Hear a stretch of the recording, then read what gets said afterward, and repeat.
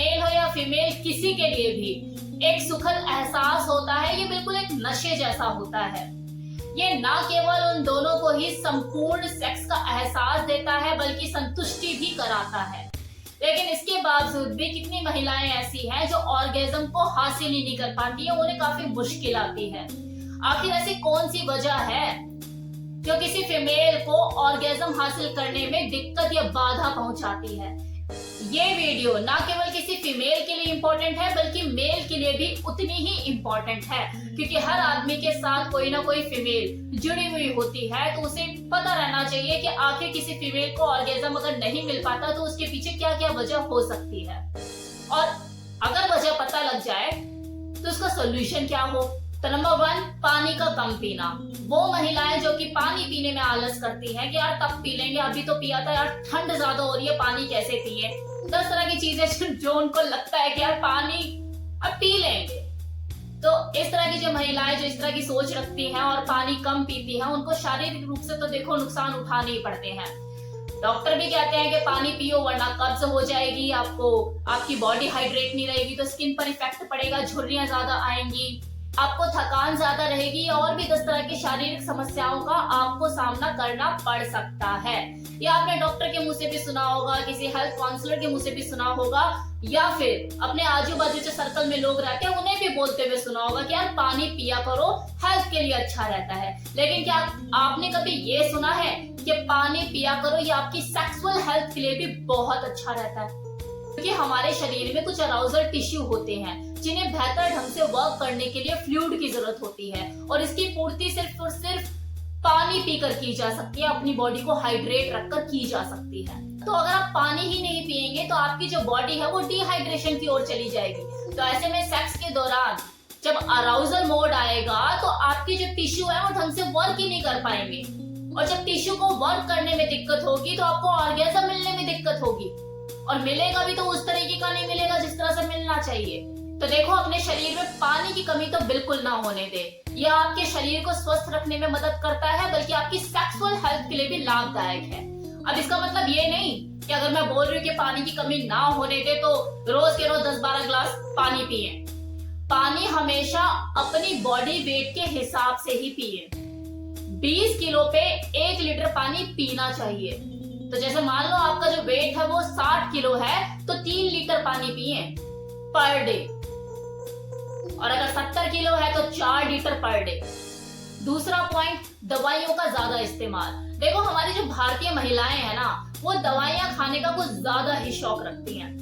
Sir में दर्द हुआ दवाई, हाथों पैरों में दर्द हुआ दवाई, हल्का सा लग रहा है कि शिवरिंग सी हो रही है, यार मुझे बुखार ना हो जाए दवाई। 10 तरह के काम मेरे घर में पेंडिंग पड़े हैं, कपड़े कौन धोएगा, ये कौन करेगा, वो कौन करेगा, सारा काम फैला हुआ है। एक बात बताइए, क्या घर के काम कभी जिंदगी भर खत्म हुए हैं?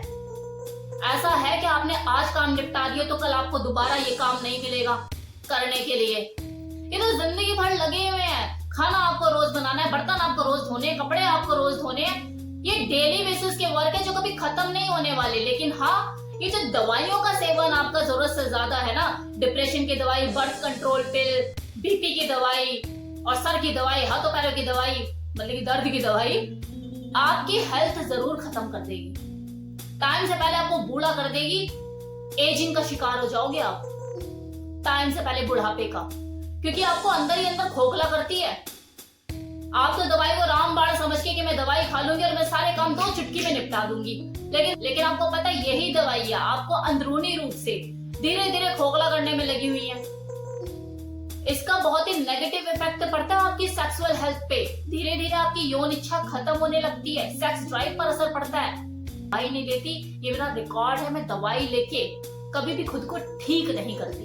मैं अपने इम्यून सिस्टम पे काम करती हूँ कि मुझे जल्दी से कोई बीमारी छुए ना, और अगर छूती भी है तो छू मंतर हो जाए, दवाई लेने तक की तो मुझे जरूरत पड़े ही ना। तो अपने इम्यून सिस्टम को ऐसा बनाइए, अच्छी डाइट फॉलो कीजिए, दवाइयों से दूर रहिए, एक्सरसाइज कीजिए और गहरी नींद लीजिए। देखो, दवाइयों का ही नेगेटिव इफेक्ट है जो धीरे धीरे आपकी सेक्स ड्राइव कम होने लग जाती है, आपको सेक्स करने का मन नहीं करता और आपको अराउजल फील नहीं होता, और अगर आप सेक्स करें तो वो ऑर्गेज्म उस तरीके से नहीं मिलता जिस तरह से मिलना चाहिए, या मिलने में दिक्कत होती है। तीसरा पॉइंट, ब्लैडर का भरा रहना। कोशिश कीजिए कि जब भी आप सेक्स करने वाले हो तो उससे कुछ देर पहले आप यूरिन पास आउट करके आए, पूरी तरह से अपने आप को फ्रेश कर ले। अगर लगता है कि नहीं मुझे थोड़ी देर के लिए बाथरूम में बैठना है, अपने आप को पूरी तरह से फ्रेश करना है, तो वो काम भी करके तब भी सेक्स करें। इससे क्या होगा, आपका कंसंट्रेशन बढ़ेगा, आपका सेक्सुअल एक्ट में मन लगेगा, क्योंकि बॉडी फ्री होगी ना, हल्की हो गई। आप उस सेक्स को एंजॉय कर पाएंगे, अराउजल ज्यादा फील करेंगे और आपको ऑर्गेज़म मिलने में भी आसानी होगी। अगर अंदर ही कुछ इस तरह की चीजें हैं कि आप कंफर्टेबल फील नहीं कर रहे, तो ऑर्गेज़म मिलने में दिक्कत होती है। Fourth point, desk job. वो फीमेल जो कि वर्किंग है, 7 से 8 घंटे की उनकी जॉब होती है और सिटिंग जॉब है, कि भाई सिटिंग जॉब है, सीट पर बैठकर ही पब्लिक डीलिंग करनी पड़ती है, काम करना पड़ता है। तो देखो, ऐसे में उन महिलाओं के साथ सबसे बड़ी दिक्कत क्या आती है कि उनकी पेल्विक मसल जो है वो शॉर्ट हो जाती है और पेल्विक पेन उन्हें बॉडी में रहने लग जाता है, जिसकी वजह से उन्हें ऑर्गेज़म मिलने में मुश्किल होती है। तो ऐसी महिलाओं के लिए मैं यही कहूंगी कि माना कि आपकी सिटिंग जॉब है, लेकिन अगर आप 2-3 क्लाइंट को खड़े होकर भी डील कर लोगी तो आपका जो बॉस है वो पैसे नहीं काटेगा आपके, और महीने के पैसे देगा ही देगा, क्योंकि आप अपने काम को बेहतर ढंग से करके दे रहे हो। उससे मतलब नहीं कि आप बैठ कर रहे हो या खड़े होकर कर रहे हो। तो बेटर है कि हर 1 घंटे के बाद 15-20 मिनट के लिए आप खड़े हो जाएं, इधर उधर टहलें। और वैसे भी देखो, ज्यादा देर बैठे रहने से तोंद निकल ही आती है, पेट निकल ही आता है। तो बेटर है आप हर आधे 1 घंटे के बाद खड़े हो जाइए। और ये मैं इसलिए अच्छे से एक्सप्लेन कर पा रही हूँ क्योंकि मैंने खुद बैंकिंग वर्क किया है, मैंने बैंक में जॉब की हुई है और मैं आधे से ज्यादा टाइम वहां पे खड़ी रहती थी, मैं नहीं बैठती थी।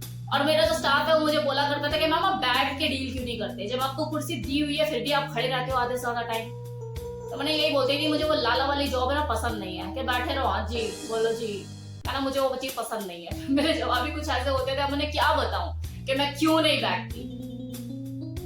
अरे तोंद निकलती है, पेट निकल आता है, बैठे रहो बैठे रहो। देख लो बैंक वालों को, उनके टम्मी में और एक सुनार जो लाला टाइप होते हैं ना, जो बैठे रहते हैं, उनके टम्मी में आपको कोई ज्यादा फर्क नजर नहीं आएगा।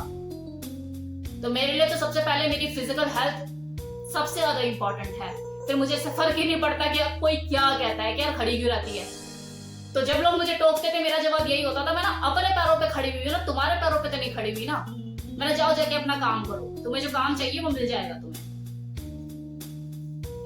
तो इस तरह से अपने आप को प्रायोरिटी पे रखो, खुद की हेल्थ को प्रायोरिटी पे रखो, बाकी चीजें बाद में। नाउ लास्ट पॉइंट जो कि बहुत बहुत बहुत इंपॉर्टेंट है, मानसिक तनाव, मेंटल स्ट्रेस, डिप्रेशन। अगर इस तरह की चीजें आपके साथ है, इन सब चीजों से अभी निकलिए, एग्जिट कीजिए। जितना स्ट्रेस ले सकते हैं उतना ही लीजिए, जरूरत से ज्यादा नहीं, मरने की जरूरत नहीं है। तो इन सब चीजों से बाहर निकलिए। तो ये थे वो सारे तरीके जो मैंने आपको बताया, इन्हें आजमा के आप अपने आप को फिट कर सकती हैं सेक्सुअली और ऑर्गेज़म को हासिल कर सकती हैं। ये तरीके अपना के देखिए, आपको फर्क नजर आएगा। Thank you so much.